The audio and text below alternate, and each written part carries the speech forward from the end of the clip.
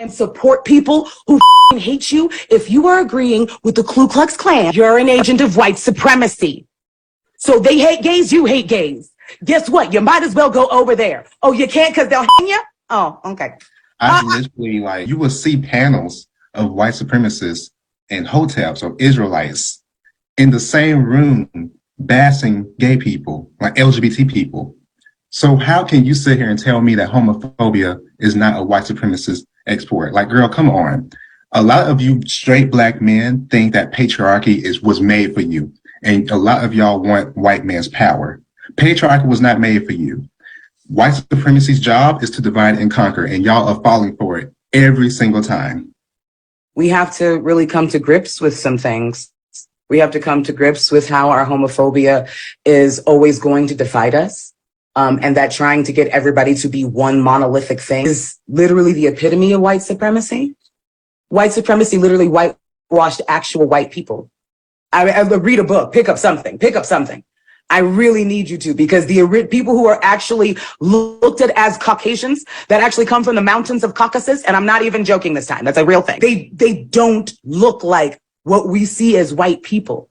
And I don't know if you realize they keep changing the definition, which means they can change it back. Because at one point, Italians weren't white. Irish wasn't white. We have Jewish people definitely weren't white. Like, you do realize there's a bar and they get to remove that shit.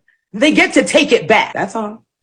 I'm at the point right now, honestly, if you are black and you do not include all black people of all different aspects of life, I just can't trust you. You cannot sit here and tell me that you're pro-black and then turn around and call me a shit. That's not how that shit works. Because at the end of the day, you love to say that we're black first, right? So why would you sit here and then turn around and say, but I disagree with your existence, who you are? It's a contradiction. Get the fuck out my face. Shalom, shalom, Israel. First and foremost, I want to give all honor, glory, and praise unto Yahawah, Ba'ashem, YAHAWASHI, Ba'ashem, Rakwah, Quadash. Double honors to the elders and apostles of Great Millstone. Shalom to the mighty Akim, Wahawathim, who are diligently waiting to be delivered from this final captivity, as well as the speckled bird that may look like the other nations, but are actually Yasharallah. This is Brother Kawa Cup coming at you with no lesson. And today's lesson, you heard this stuff, and I feel like this is such an incredibly, like, a stupid argument to have, because they basically said, well, number one, they said they lied, all right, because there's no way in hell that, I should go back to it, because I want to make sure that every we hear the exact same Patriarchy thing, and there's no confusion, all right. So I'm gonna let the thing hate you. play. If you are agreeing with the Ku Klux Klan, you're an agent of white supremacy. So they hate gays, you hate gays. So hold on. So listen to this. Listen to this stupidity, all right? If the Ku Klux Klan say you're not allowed to touch little children, does that mean that that's a white supremacist ideology? All right? Like, do you hear how completely stupid that they said? So if whatever they say, if they say something, all right, then that means that we have to automatically disagree with whatever they're saying. That's the bar that they are setting. All right. So you're just being literal. You're just being stupid. All right. So let's continue on. Guess what? You might as well go over there. Oh, you can't because they'll hang you? Oh, okay. I literally, like, you will see panels of white supremacists and hoteps or Israelites in the same room. And then again, that's just an objective lie. There's no way in hell that what's it called? Well, I think hoteps are. I just googled. It was what's it called? Egyptian or something like that. Hotep referred to an African American subculture often criticized for promoting pseudo history and social conservatism that centers black pride on an interpretation of ancient Egyptian history, often associated with figures like Umar Johnson. The term originates from the phrase meaning to be at peace or satisfied in ancient Egyptian culture. So basically, they said it's a pseudo history. I assume, because they're saying or maybe it's in a sense that African Americans are Egyptians and stuff like that. I think that's probably the conclusion that they're basically coming to. Anyway, I'm not going to dwell too much on that one definition, but basically the thing here is how they are trying to I guess promote, yes, but no, not promote. They're trying to paint the thing to be that as a result of just one similarity. I'll just say similarity, but which isn't even a similarity, because the difference is that if Jake can't go killing people for free, but Esau can go killing people for free and getting away with it, as they have been doing in sundown towns and all that stuff and whatnot. All right, and they've done it to many different of our people. But of course, the childishness of things is that they're trying to hyper simplify the argument so that they basically force acceptance and demonize you if you don't accept their way. And on top of that, I find it incredibly funny how if they were already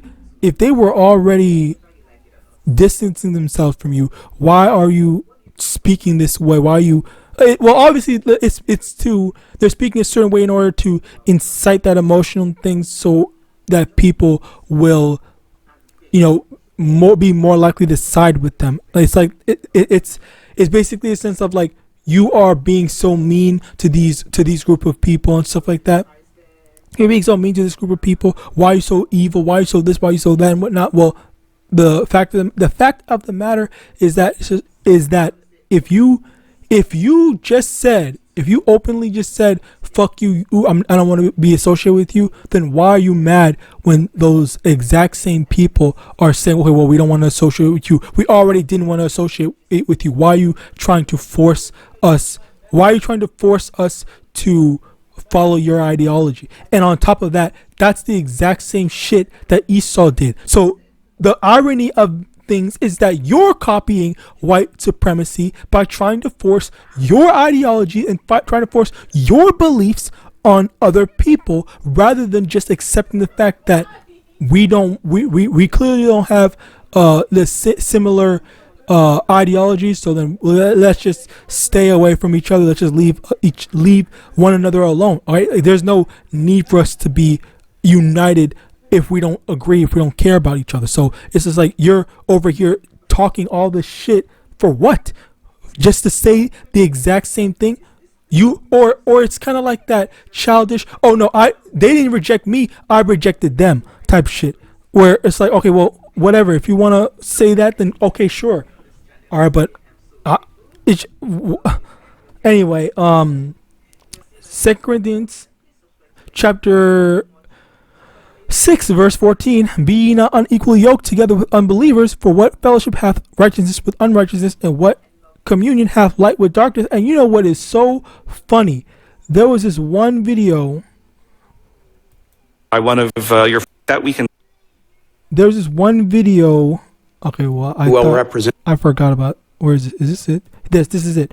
There's this one video I was just watching. I wasn't going to do a video on this because I thought, oh yeah, this is just repetition. There's no need for me to talk about it again. And then this dude is over here. I hate these people saying these stuff. I hate the things that these people say, but it is so hilarious to me because it's always a bullshit as my way or the highway type shit.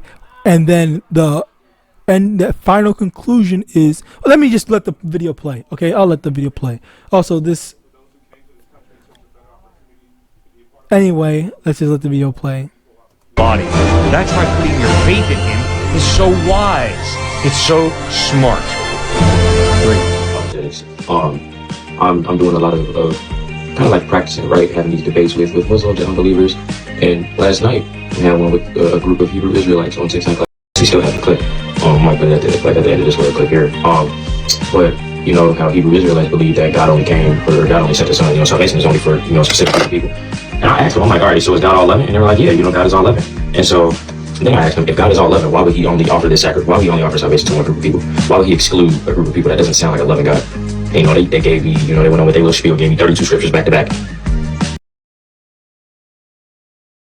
Slock, yeah, I forgot I muted myself. But basically, I just want to point out, he just said they gave him 32 scriptures. Let's just assume that he's what's it called, exaggerating. Let's just say it was 10. Let's just say it was 10 scriptures, okay, to lowball his already exaggerated number. We're gonna lower it down to 10. And he said, and let's just say they actually gave him 10 scriptures. He just basically admitted that, all right, well, fuck those scriptures that you just gave to prove your point and to show that me as a Christian, I don't believe in the Bible that I claim to believe in. I'm just going to say and do whatever I want because the facts don't matter to me. It's only about emotionalism, which again goes into this whole stupidity of, number one, Christianity, as well as this whole, what's it called, pro-blackism type shit, or whatever it's called, and stuff like that, where rather than actually having a set concrete belief, rather than having properly established morals, all right, these people would rather just go off of, once again, the irony of it, they would rather just go off of emotionalism, which it's that emotionalism is primarily taught to them by Esau. All right, every time in terms of culture and stuff like that, Esau is the main one that goes off of, oh yeah, let's just keep on adding shit, do whatever we want, do as that is the main one with that do as thou wilt spirit. Let me actually get that in John chapter 8 verse 44. Ye are of your father the devil, and the lusts of your father you will do, who is a murderer from the beginning and abode not in truth, because there is no truth in him. When he speaketh a lie, he speaketh of his own, for he is a liar and the father of it. And then we also get Hebrews chapter, it's not 6, right? No, it's 12. It says Hebrews chapter 12 verse 16, lest there be any fornicator or profane person as Esau, who for one morsel of meat sold his birthright. And the thing about this is that when you are a carnal person, you don't have any type of spirituality in you, which Esau does not have it, contrary to America being a primarily a Christian state, quote unquote Christian. Everyone should know that being a Christian does not mean jack shit, and I mean that in the most literal sense possible, because everyone knows, and I mean it, you can literally go check it out, all right? The only thing that Christians sometimes do, and that's not 100% thing across the board, is that they sometimes go to church, and then the rest of their days is just spent doing whatever the hell they want. Like there's no discipline. Even with Muslims, they have discipline. They do stuff daily. They do they have their own practices and stuff like that they do, be it stolen or whatever, all right? But at the end of the day, these are practices where Christians, all that they have is, oh, I just love God and that's it, that's all I need, that's all I need to do, and stuff like that. Okay, that's it, I guess. There's nothing, and again, like that goes back into the whole lack of sacred things, because, you know, all these different, I guess, religions, they have some sense of, oh well, we know, we believe in reincarnation, we believe in this, we believe in that, we believe in all these different things because of like Muhammad, X, Y, and Z and stuff like that. They believe in all these different type of stuff, and as a result of that, they hold some sort of either discipline or some sort of motivation for what drives their actions, whereas Christians, they don't have any type of motivation. All they do is just, oh well, I'm just gonna live however terribly I am, and I'm gonna pretend to be some good person and whatnot, where nothing actually matters. All right, nothing actually matters, and I don't have any moral obligations. I want to let this keep on playing for a bit. He gave me 32 scriptures back to back, right? And I just had the same point in my head. I was just waiting until they got done. I just let them finish. And is this dude doing his eyebrows or what the fuck is he doing?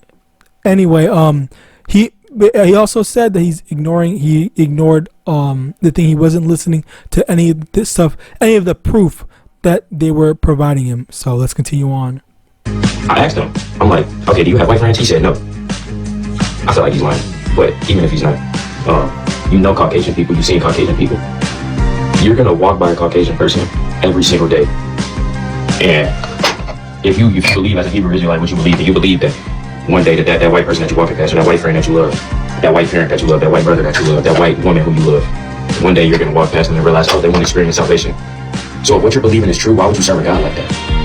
Why would you serve a God? So again, it goes back into the same stupid ass. And I heard, the funny thing is that that's not the first time I've heard this stupid ass, retarded ass argument where if white people can't be saved, then why would you serve a God like that? That's so evil. That's so mean. That's so this. That's so that, and stuff like that. Rather than, this is literally what the scripture.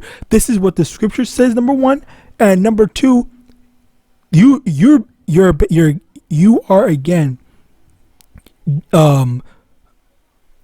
superimposing your beliefs onto what God is, rather than actually accepting what the Lord is. And it's more of a matter of like I'm trying to think like what's a perfect parallel. Okay, well, I can't think of anything, but I know I didn't try, but I don't want to spend too much time. But anyway, going back to this was the main thing. Let me see what they were talking about so I can remember. Oh yeah, the basically just because we agree on one thing, okay, the same way that people would agree that, okay, well, if we just went around if you went around killing people randomly, that's obviously a bad thing. If you went around stealing, that's obviously a bad thing. Like, does that, again, are those white supremacist ideologies? Like, I genuinely hate this type of stupid logic where people don't even think don't even think one step ahead when they start making these just idiotic statements. All right, like, you are trying you're trying your best to just force people to believe you. And ironically, that is, again, as I said before, that is the white supremacist ideology, because Esau's the one that's been going around forcing people to believe his shit. That's why Esau is the one that's fucking forcing this type of thinking across the whole world. All right, I literally see all these other nations, all right, that hate how their people are being polluted by the things. So is it just us, or is it the other nations as well, from their own cultural perspectives, that they say we don't fuck with this type of stuff, we don't fuck with this ideology and beliefs? So it's so funny to me. But anyway, continuing on. I believe I read this. I don't remember if I did, but I'll read it again. 2 Corinthians 6 verse 14, be ye not unequally yoked together with unbelievers, for what fellowship hath righteousness with unrighteousness, and what communion hath light with darkness? We don't have any fellowship, we don't have anything to associate. We don't associate ourselves with people that are unlike us. If you're not a believer, then what the fuck do we have to talk about? What do we have to be friends about? All right, and obviously there is the matter of being cordial and being polite enough and not actually running around and attacking people for no reason. Of course, that's not that's not what we do.